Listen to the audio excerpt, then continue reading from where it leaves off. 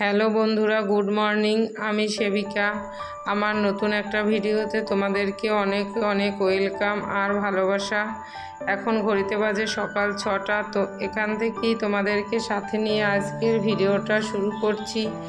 I hope আজকের ভিডিওটা তোমাদের একটু হলেও ভালো লাগবে। তো প্রথমেই দেখো, সোনাকে স্কুলে ছেড়ে দিয়ে আমি চলে এসেছি। এসে জামা কাপড় চেঞ্জ করাই ছিল, ওর জন্য একবার ফুলগুলো তুলে নিয়েছি। তো তুলে নিয়ে বিছানা গুছাতে চলে এসেছি। আর আজকে জানো তো বন্ধুরা, অনেক ভোরেই ঘুম ভেঙে গেছে 5টার সময়। তো তখন থেকে উঠেই না ঘরে অনেক জানো তো কাজ থাকে, সেগুলো কি বলো তো সবসময় ক্যামেরাবন্দি করা যায় না, আর তোমাদের সাথে শেয়ারও করা যায় না। তো সেই কাজগুলো করে তারপরে সোনাকে তুলেছি 6টার সময়, দিয়ে ওকে 6:30টায় পৌঁছে দিয়ে চলে এসেছি। কারণ আজকে বৃহস্পতিবার আর আজকে হচ্ছে ওর আছে ইংলিশ পরীক্ষা। তো আমাকে কাজগুলো সেরে তাড়াতাড়ি আবার বাজার সেরে পুজো সেরে ওকে আনতে যেতে হবে। আর আমি পুজোটা সেরেই বাজারটা করে ওকে আনতে যাব, কারণ ওকে যদি নিয়ে আসি, ওকে নিয়ে বাজার করা যায় না। ও প্রচুর হচ্ছে সমস্যা করে বাজারের মধ্যে, বুঝতেই পারছো, বাচ্চা ছেলে। তো দেখো, ওগুলো গুছিয়ে আর ঘরে যেগুলো কাজ ছিল আরও বাসি কাজ সব সেরে চান করে পুজো দিতে চলে এসেছি। আর বৃহস্পতিবার মানে পুজো দিতে অনেকটাই সময় লাগবে। তো ওর জন্য ভাবলাম পুজোটা দিয়ে বাজারে চলে যাব তাড়াতাড়ি। আর এখন বন্ধুরা বেজে গেছে 8টা। তো আমি এখনই রেডি হয়ে বেরিয়ে যাব বাজারের উদ্দেশ্যে, কারণ বাজার আমাকে আধ ঘন্টার মধ্যে করতে হবে। আধ ঘন্টার মধ্যে বাজার করে আমাকে ছেলেকে আনতে যেতে হবে 8:30টার মধ্যে। আর না হলে বসে থাকবে, দিয়ে বলবে মা তুমি এত দেরি করলে। আর আজকে ওর বাবা নেই, ওর বাবা 2 দিন হলো চলে গেছে, তো আবার কবে আসে। আর এদিকে দেখো, ছোটো ছেলেকে নিয়ে এসে ওকে মুড়ি দিয়েছি খেতে, ডিম ভেজে।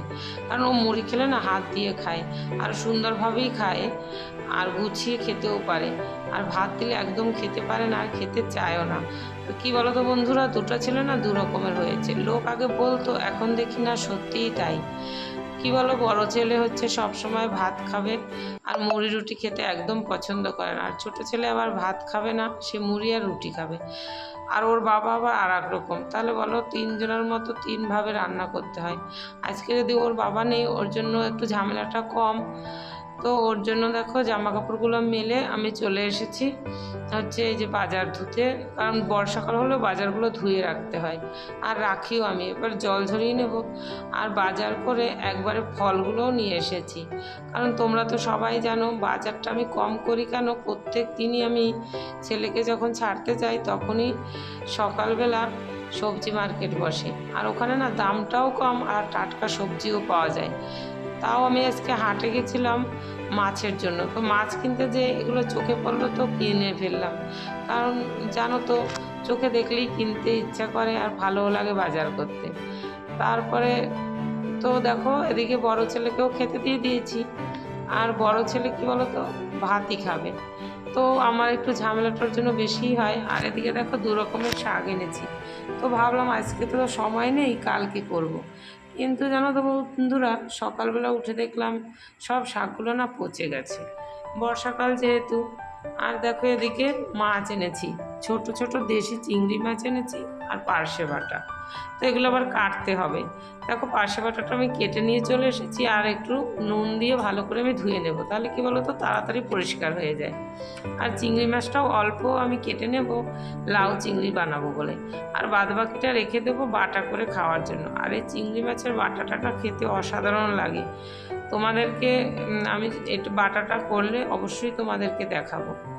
আর কি বলো তো, একা হাতে করতে হয়, তো এই কাজগুলো যদি কেউ একটু বয়স্ক মানুষ থাকতো, তারা করে দিত, তাহলে না আরও অনেক কিছু রান্নাও করা যেত, আর একটু সময়টাও বেশি পাওয়া যেত। কিন্তু কি করব বলো, কপাল, কি একাই করতে হবে, আর একারই সংসার। তো দেখো, সব কিছু সেরে আমি চলে এসেছি রান্না করতে। আর আজকে একদিকে দেখো ভাত বসিয়ে দিয়েছি, আর পার্শে মাছটা না আমি হালকা ভেজে একটু কালো জিরে আর শুধু জিরের গুঁড়ো ফোড়ন দিয়ে রান্না করব। তবে জানো তো বন্ধুরা, এই মাছটা না এরকমভাবে খেতেই আমি বেশি ভালোবাসি, আর রান্নাও করেছিলাম তাড়াতাড়ি। তবে যা সুন্দর খেতে হয়েছিল, তোমরা হয়তো ভাববে আমি গল্প করছি, কিন্তু গল্প না, সত্যিই অসাধারণ হয়েছিল খেতে। আর আমার বড় ছেলের তো বলি না, এমনি কিছু ঝামেলা নেই, ও মাছের ঝোল হলেই আর লাউ চিংড়ি আর কিছুই দরকার হবে না, ও আর কি এরকমই। আর ছোট ছেলেটা না একটু খুব বায়না করে ভাত খেতে, যে ফল দাও, তুমি সারাদিন হয়তো ফল খেয়েই থেকে যাবে, এত ফল ভালোবাসে। বলে না দুজন দু রকমের হয়, তো সেটাই দেখছি আর কি। একজন হয়েছে মায়ের মতো, একজন হয়েছে বাবার মতো। তো দেখো রান্না বান্নাগুলো সব গুছিয়ে নিতে হবে, আর তাড়াতাড়ি গুছিয়েও নিতে হবে, কারণ ম্যাডাম এখন ছেলেকে পড়াচ্ছে, এর মধ্যে আমাকে রান্না করে নিতে হবে। তো ম্যাডাম আজকে 11টার সময় এসছে, আর কালকে পরীক্ষা নেই, শুক্রবার, শনিবার আবার আছে হচ্ছে ওদের আঁকার পরীক্ষা। আর এদিকে দেখো রান্নাটাও আমার হয়ে গেছে। আর এই যে দেখতে পাচ্ছ চিচিঙ্গাটা, এটা মাছের মাথা দিয়ে পাশের দিদি খুব সুন্দর বানায় আর কি, যাকে আমি ওর জেম্মা বলি। তো এত অসাধারণ, আর দিদি জানে আমি দিদির হাতের এই রান্নাগুলো খেতে খুব পছন্দ করি। ওর জন্য দিদি রান্না করলে মোটামুটি আমাকে একটু দেবেই। তো ওর জন্য আর কি বলতো অনেক কিছুই খাবার মতো হয়ে গেছে। আর এদিকে ছোট ছেলে বায়না করছিল যে মা একটু মলে যাব। তো আজকে তো জানো তোমরা পরীক্ষা হয়ে গেছে, আর কালকেও নেই, তো ওকে নিয়ে একটু মলে গেছিলাম। আর ওরই নিজের পছন্দ মতো কিছু জিনিস কিনেছে, তো আমি বেশি কিছু কিনিনি, এই দুটো একটা জিনিস কিনেছি। আর তারপরে দেখো রাত্রে চলে এসেছি বা তোমাদের সামনে, আর এখন বাজে রাত 10:30। আর তোমরা তো জানো না আমার ছোট সোনা খুব সুন্দর বিছানা করতে পারে, আর রাত্রের বিছানাটা সাধারণত ওই করে সব দিনই, ওর বাবার থেকে শিখেছে খুব সুন্দরভাবে গুছিয়ে। আমাকে বলবে তুমি করো না, তুমি ভালো করতে পারো না। ওর জন্য নিজেই ঝেড়ে একবার খুব সুন্দর পরিপাটি করে দেখো সব কিছু বের করে নিজেই বিছানা করে। আর একটা কি বলতো, ও যখনই রাত্রে ঘুমাতে যায় তখন ওর হয় রামায়ণ শোনাতে হবে, না হয় মহাভারতের বই গল্প করে শোনাতে হবে, আর না হয় হনুমান চল্লিশা পড়ে। তোমরা দেখতে পাবে একটু পরে ও নিজেই হনুমান চল্লিশা পাঠ করবে, তারপরে ঘুমাবে।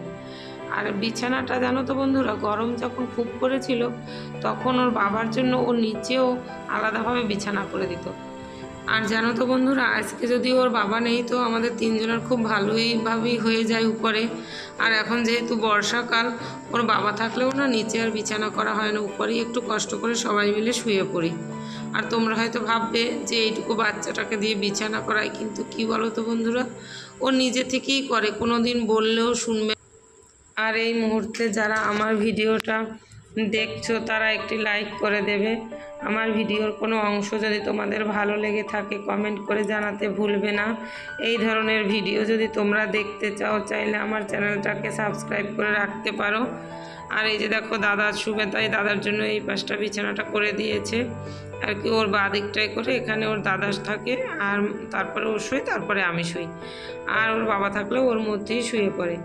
আর আগে কি বলো তো বন্ধুরা, যখন আরও একটু ছোট ছিল তখন সব দিন রাতের বেলায় না ওকে রামায়ণ মহাভারত বইগুলো হয় না, ও কিনেছে কোনো, আমাদের এখানে বই মেলা হয়েছিল তখন, তো বইমেলায় সুন্দর ওইগুলোই বলবে তুমি সব সময় শোনাও। এখন যদি বলি, এখন বলে ওইগুলো পুরাতন হয়ে গেছে, তাই তুমি হনুমান চল্লিশাটা আমাকে পাঠ করে শোনাবে। তো প্রথম আমি নিজেই শোনাতাম, এখন বলে তোমাকেও শোনাতে হবে না, আমি নিজে নিজে পড়বো। তো আজকে পাঠ করেছে, কিন্তু কি বলতো একটু আস্তে আস্তে।